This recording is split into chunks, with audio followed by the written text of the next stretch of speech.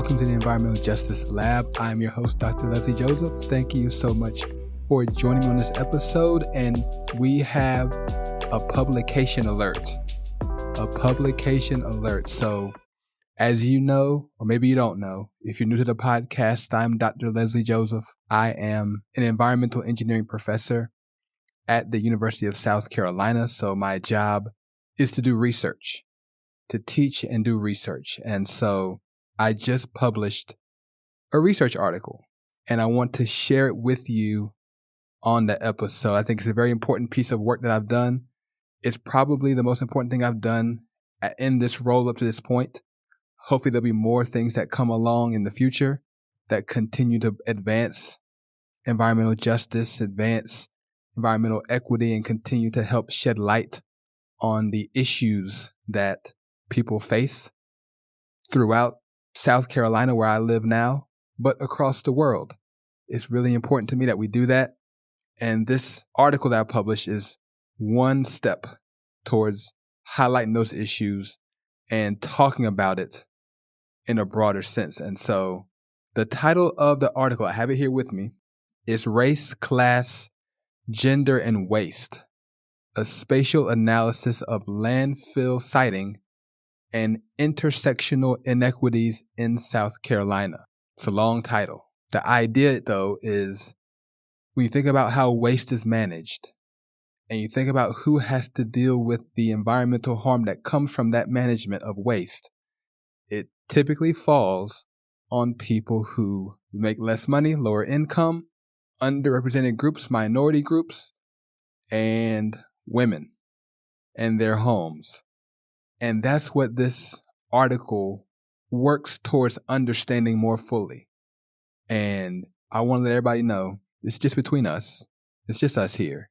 The people in my immediate sphere, my colleagues here at the University of South Carolina, did not think that this is something that an engineering professor should be spending research time and effort on.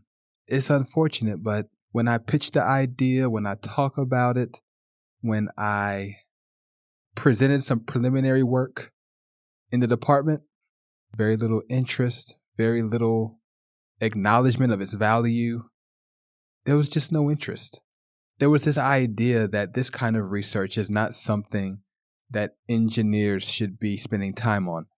Even though I'm an environmental engineer, and even though this is an environmental topic, and even though the actual way we manage waste is what environmental engineers do for a living, there was still no interest.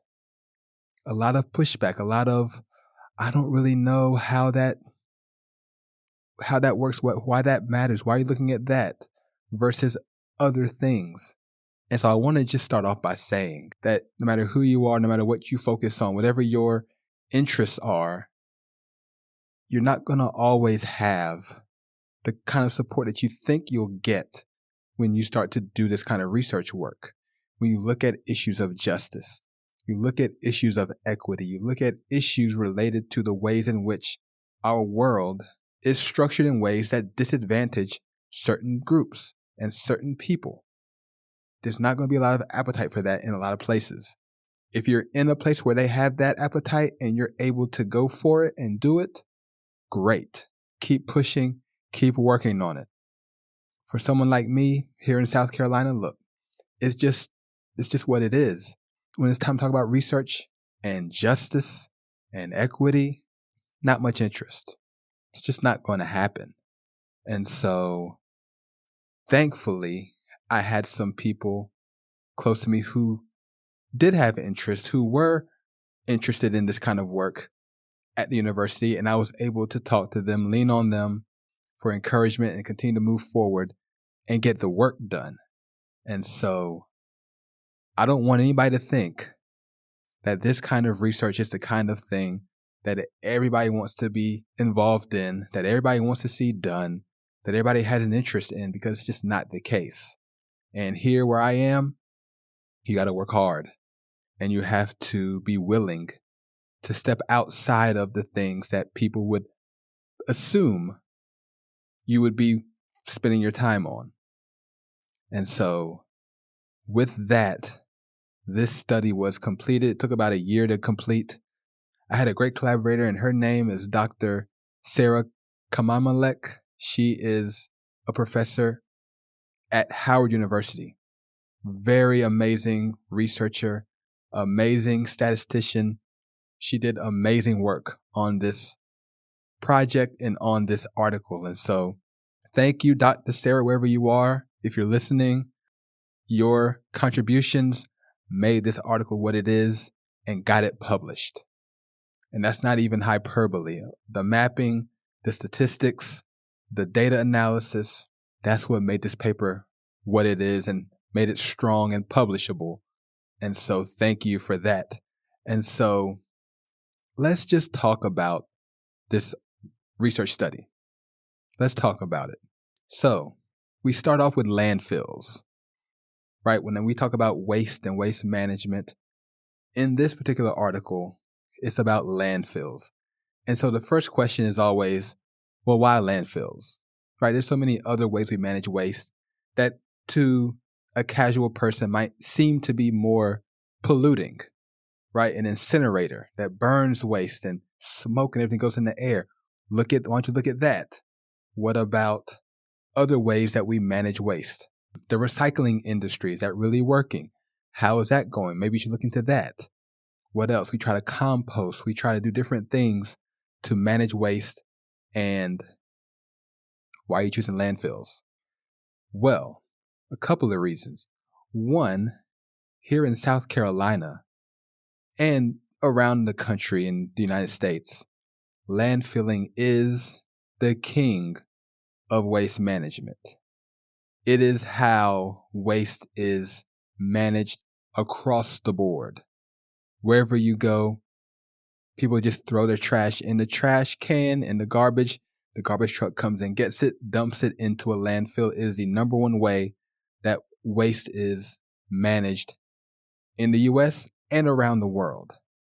And so landfills themselves are becoming and have always been, and probably for the foreseeable future will be, the primary concern if you're interested in the ways in which waste is managed and how it impacts people. So that's the first thing. Landfills are the king. And second, landfills contribute to massive amounts of environmental contamination all across the board, from the potential contamination of groundwater, because when it rains, that rainwater goes through the landfill, it filters through the landfill, picks up toxic metals, toxic chemicals, pollutants, and it's in that water and it gets filtered down to the bottom of the landfill. And in America, especially, we have, engineering standards where you have a liner and the system that catches that water and pumps it out and processes it so that it won't contaminate groundwater. But of course, our infrastructure is aging, and so those liners are degrading, those systems are in need of repair, and in many cases, you have contaminated groundwater as a result of these old landfills, these old massive landfills. And so you can get water contamination, you can get air pollution because this waste is degrading in the landfill, is decomposing, producing greenhouse emissions, carbon dioxide, methane, nitrous oxide, all of these harmful pollutants that contribute to climate change, that poison the air, they can come from landfills. And so we have to be aware of that. Also, there's other issues with landfill that just, because of what they are, it's just a problem, right? The smell of a landfill. I mean, you're literally beside a huge trash dump. That smell moves as the wind blows, right? There's insects and vermin and random birds and animals and all kinds of stuff just crawling all around in the landfill. It's just really not the place to be. And you don't want to live near one. You don't want to be around them because of the way it just is when it's there in our environment. It's not the place to be. And beyond that, when it's time to actually dump trash into a landfill, you have lots of traffic, big dump trucks, huge garbage trucks, in and out, dumping trash into a landfill. So you have additional traffic, the smell from those trucks. You have pollution from those vehicles. You have noise from their operations. I mean, just being around a landfill is not the place to be. And so for this study, I wanted to spend some time looking specifically at landfills in South Carolina to think about where they're located and to think about who lives around them, what those populations are like, and if there are any environmental justice concerns, any intersectional issues associated with it. And surprise, maybe not surprise, there are lots and lots of issues. And it's interesting because South Carolina is a really good state to do this, right? There's 46 counties. We got a lot of rural areas, a lot of urban areas. We have a very diverse population that lives here, right? A higher percentage of Black residents here, higher percentage of low-income residents here. Like, we really do have a good mix of people and of households and of communities to really think this through and to understand what's happening with where these landfills are located throughout the state. Because if it's truly a situation where they're evenly distributed, things are equitable, you'd be able to see it here. There's enough of each group to know, okay, there isn't anything going on with how they put these landfills out here because they're managing it well and being cognizant of their surroundings. But as we'll see, that is not the case. And so this state was a good place to have this study done. It's a good place to really investigate the ways in which landfills are placed and operated throughout the state. And so that's another reason. A third reason, and this is a really important reason, waste management and landfills in particular, I would argue, and some would disagree, but I would argue, are the reasons why the environmental justice movement began and pressed forward the way it did. If you remember, the biggest, I would say, most significant events in the inception of the environmental justice movement and in its progression as we continue to learn more and understand more about this injustice stem from waste management and specifically landfills.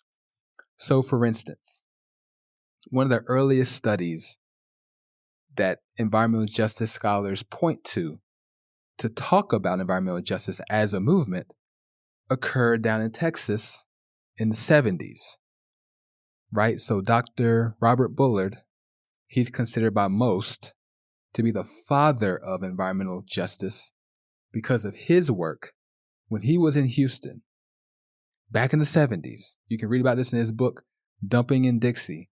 He found in Houston, Texas, that the vast majority of landfills were located in Black communities in Houston, public or private, and that the waste management infrastructure that dealt with the waste in Houston was always predominantly found in these Black areas.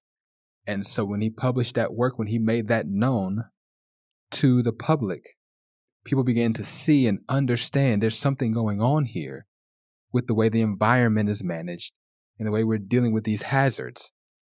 And it's based on race. And then if you fast forward a little bit, go a little bit further, that's the 70s, go to the 80s, 1982, all of you environmental justice scholars, you know the story about Warren County in North Carolina, where the county wanted to put a hazardous waste landfill in this Black township within Warren County, and the people protested. Civil rights activists protested, church leaders protested, community groups protested. They said, no, we don't want this landfill here. We don't want this hazardous waste here. Why are you dumping it on us? We don't produce the waste. We're not responsible for it. Don't put it here. We don't want it. They fought and fought against it. Now, they didn't win the battle, but you could argue that they won the war, because from then on, people began to see, oh, we really have a problem here with this waste management situation, and we can really see how Black neighborhoods are being targeted, particularly in the United States, for these facilities. And so now it hit the national news. People were on TV, in the newspapers, talking about how this county is trying to dump their hazardous waste on this Black community in Warren County in North Carolina, 1982. And then from there, right, this is all landfill. We're talking about landfills now. From there, we get to 1987. This landmark, I would argue, bombshell report drops from the Church of Christ, where they look at the placement of hazardous waste landfills across the United States. It's called Toxic Waste and Race. That's the name of the report. And what they found was that the vast majority of hazardous waste landfills across the United States were placed in low-income and Black neighborhoods. That's what they found in this report. Data-driven, spatial analysis all across the country, that was the finding. And so that report brought attention to the world that we have significant environmental justice issues in this country. And of course, from there, it spread all over the world. Now everybody looks into it and wants to know what's happening where they live. And now we know that environmental injustice is a real thing.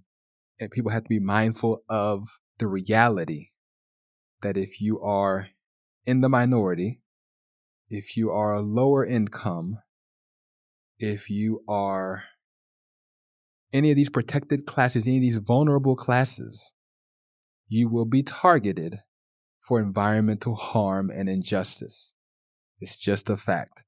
And this study just builds on that understanding.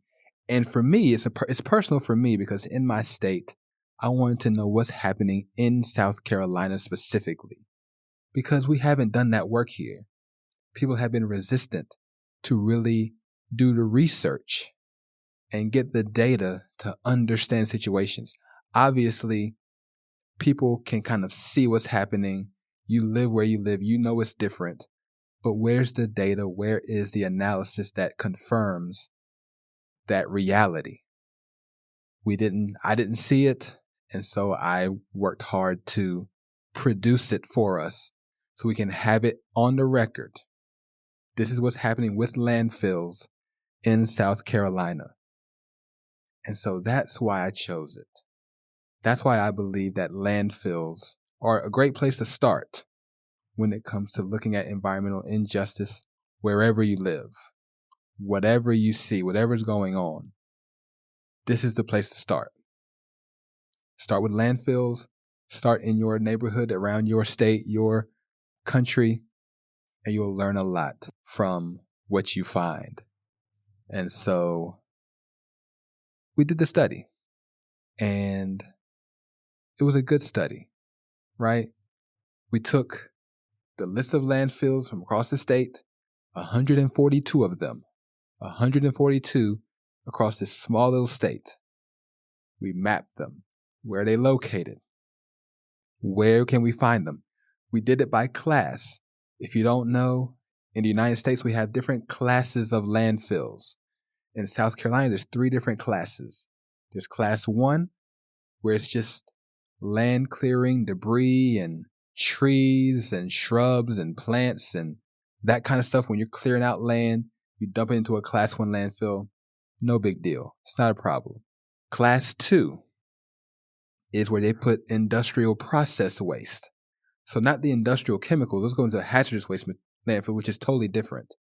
But the processes that industries use to keep their facilities running, the process of water and the waste that they produce goes into these landfills along with the land clearing stuff. That is class 2. And class 3 is what you're probably most familiar with, the household municipal solid waste landfills. That's where your household garbage goes. When you roll your garbage to the curb and they come pick it up, put it in the dumpster, in the dump truck, take it to the landfill. When they come to the dumpster, empty the dumpster, take it to the landfill. Those are class 3s. They're usually the biggest landfills and the fewest in number. And so they're always large and they're always unsightly. And so those are the 3 landfill classes. So we mapped them. My colleague, Dr. Sarah, got demographic data and health data, environmental data off of different databases. We use things like the census for demographic data, race and ethnicity and gender and age and economic status, those kind of things. And we got environmental data from EJ Screen. EJ Screen is the environmental justice screening tool, which, by the way, just as an aside, is no longer active. Our current government has deactivated that site that has that data. And they are working to scrub all of these federal agency sites of any kind of information that helps us understand what's happening in terms of equity and justice in our country. It's just happening. They've decided that we don't need that information anymore. We don't want to talk about it. We don't want to think about it. We're pushing all that stuff out of the way, and we don't want to hear about these justice issues. It's just an aside. That's happening now. It's going to continue, I'm sure, because this current government that we have that's running this country, man, they got problems. They got some problems. So it makes it hard to do the research, but we're going to keep doing it. Got the health data from the CDC. So all that information has been collected, and we compared the averages of those different indicators to the population characteristics around landfills, right? So if the average is, 25% African American or Black, well, you have a landfill. What's the percentage of those people around the landfill? Is it higher or lower than that average? If it's higher than the average, we would say, oh, there's some disproportionate landfill placement occurring. If it's lower than that average, we say, okay, no problem. And so we did that. We went through all the landfills across the entire state, mapped them, drew buffer zones around them, and compared the population of those buffer zones to the statewide average to see if there were differences and what those differences could tell us about how those landfills were placed across the state. And what did we find? Well, you know what we found. We found significant environmental injustice as it relates to the siting of these landfills in South Carolina. That's what we found. But that's not really news, is it? You probably already knew that. If you heard me talking 10 minutes ago, you already know that waste and landfills have been consistently placed in communities of color, in low-income communities. That's not a surprise. That's not noteworthy. That's not worth publishing a paper about. There's no reason to talk about that. We already know that. We've known that since the 70s. And so what's the difference? What's the difference between this paper, this understanding of what's happening, and what's been done over the last 30, 40, 50 years when it comes to this kind of research? The difference is intersectionality. I'm going to say it again. Intersectionality is a theory. It's a theory that's been presented, I think it started back in the 1980s. And it's a theory that tells us, let me read it. I got my paper right here. I'm going to read it to you so I can get it right. The theory of intersectionality proposes that multiple characteristics such as race, gender, and socioeconomic status interact to produce a variety of individual and collective experiences that reflect multiple interconnected forms of inequality. That was nice to read. That was nice. Here's what it means. It means that when you, as an individual, inhabit more than one of these types of identities, you can expect a different type of injustice, inequality to occur around you. And that's what we see. That's what's been happening. So this theory, when it came out, I'm pretty sure Dr. Kimberly Crenshaw was credited with this theory because she noted that as a Black woman, she would experience racism, sexism, these different types of injustices differently and at different levels than if she were simply a Black person or simply a woman. Think about it this way. You have a Black person here, you have a woman here. Black person experiences certain types of injustice because they're Black. A woman encounters certain types of injustice because she's female. But what if you're a Black woman? You're both of them. Do you just get the same of both? The theory says no. You get something very different, very unique, more expansive, more harmful, because you're both. You're both of them. You're Black and female. They're the same person. And because of what you experience, it goes beyond what you would experience if you were simply just Black or simply just a female. And that's what this theory tells us. And so the question that I had was, do we see this theory in action when we look at the places and the ways that landfills are placed in South Carolina? That's the question. That's the big question that's over all this stuff. Now, we're going to keep looking at the environmental justice angle because it's very important. But what about this intersectional outlook? Do we see that as well? And when we looked at the data, when we looked at the placement of these landfills, we found several things that are worth mentioning. Now, obviously, the environmental justice issues are there. The percentages of Black people around landfills was much higher than the statewide average. The percentage of Hispanic residents around landfills was much higher than the statewide average. We got it. We know it. It just confirms what we already know about environmental justice when it comes to landfills and waste management. We see it in South Carolina. We see it all over the place. No problem. But here's what we learned too. What about the intersectional components? We were fortunate because the census tracks some of that. So they tracked percentages of Black female-headed households, right? You get your two identities there. You have your Black female households. There's one. Female households in poverty. So now you have a low-income household led by a female resident. There's some intersectionality there. And you have Hispanic female-headed households. Another intersectional group shown in our data. So what did we see?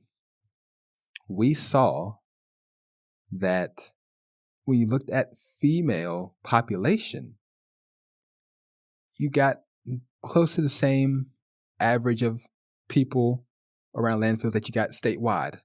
We didn't see much change there. Low-income households, a little bit higher.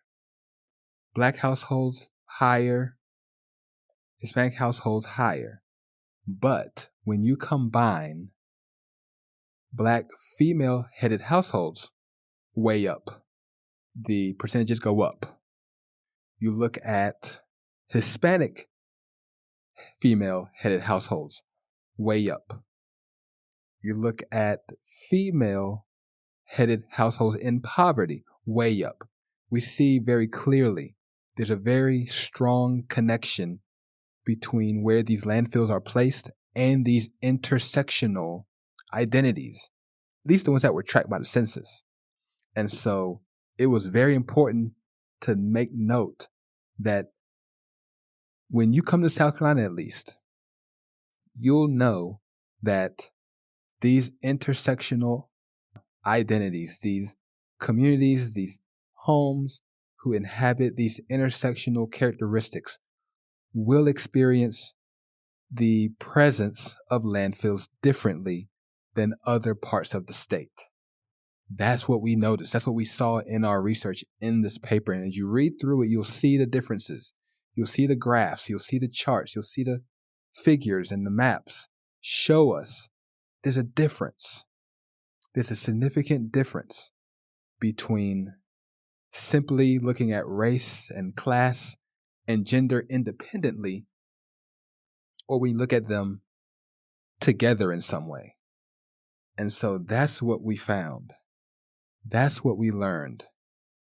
That's what we understand now about landfills in South Carolina, right? So the more marginalized you are, the more identities you inhabit. If you're a Black woman, you're a Hispanic woman, you're female in poverty, these things work together to further marginalize you as it relates to waste management in this state, specifically landfill placement. You're going to deal with that. And when you look at our paper as well, you'll see that around landfills, you have worse health conditions, higher rates of asthma, higher rates of cancer, higher rates of heart disease.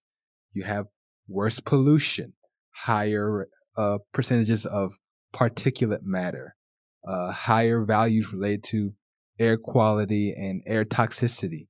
Like all of these things tell us that living near landfills, being close to a landfill is a problem.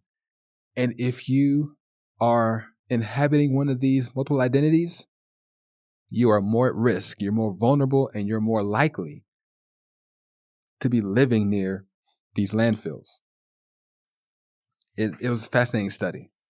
And all I can tell you is when you think about what it tells us about the people who live near landfills, the fact that they are typically lower income, communities of color, female even, all these things put together, it tells me, and it should tell all of us, that when we start thinking about policies, we start thinking about ways that we can push back against this reality, we have to think intersectionally. We have to think about this not simply from a Black versus white, Hispanic versus non-Hispanic, male versus female. We have to think about it in terms of intersectionality.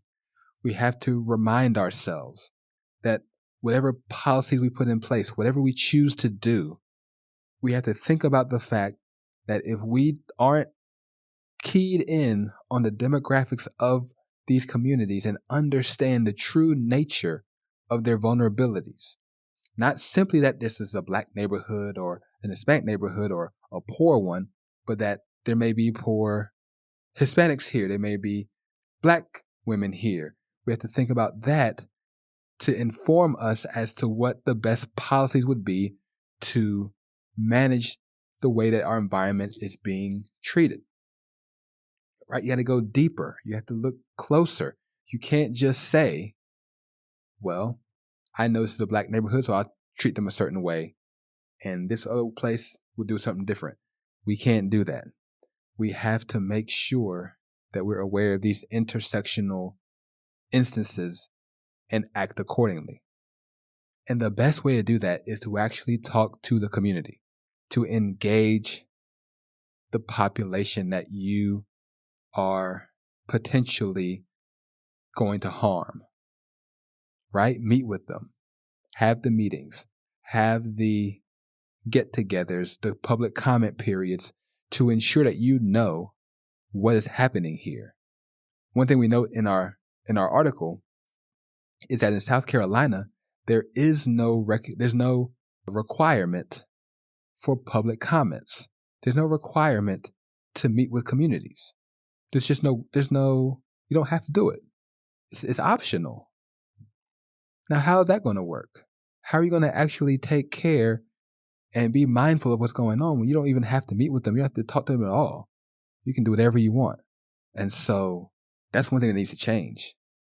We need to mandate that when it comes to landfills, waste management facilities, that you have to engage the public with regards to whatever you're trying to do. You're trying to build a new one. You're trying to make a landfill bigger, expand it. You're trying to put in a transfer station, a little hub that might be a little bit smaller. Whatever you're trying to do, you need to talk to the community about it.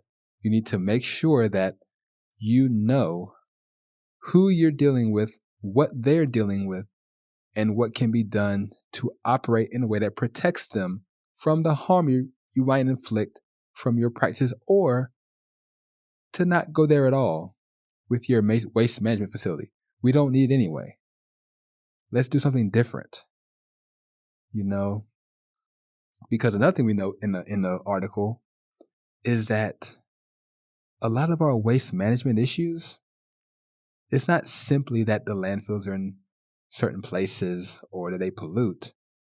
It's that we, as particularly Americans, oh my goodness, Americans consume so much. We create so much waste that we're having to find newer and different and innovative ways to throw our trash away, to get rid of our waste. And so another thing that could be done is when you have an issue with waste, let's talk about other ways to deal with it than just throwing it in a landfill. What can we do differently to manage this waste and protect ourselves from environmental harm? That's another way to engage a community. Say, look, this is what we're thinking about doing because of the increasing amounts of waste. What do you think would be a good strategy for managing this stuff? And let the community come and tell you. They got ideas. They live there. They have innovative solutions.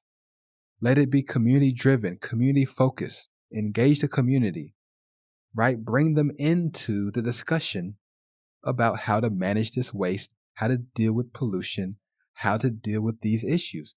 Because I promise you, they don't want pollution either. They don't want waste either. Nobody does. So let's get together and figure it out. What can we do? What can be done? And how can we move forward?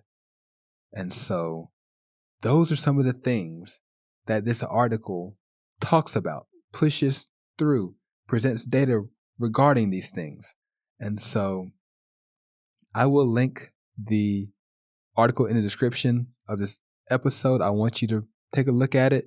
It is very technical, so go through it, look at the maps, look at the tables, look at the pictures, read the conclusions, read the introduction, and let's continue to educate ourselves, continue to learn more about these issues, these environmental justice issues, these intersectional issues.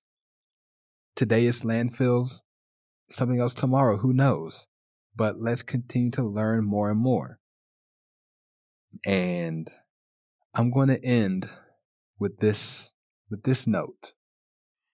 When we talk about trash, about waste, we want it out of our sight, out of mind. Let's get rid of it. Let's get it out of our house, roll that trash can down to the curb, let the truck come take it away, and it's gone.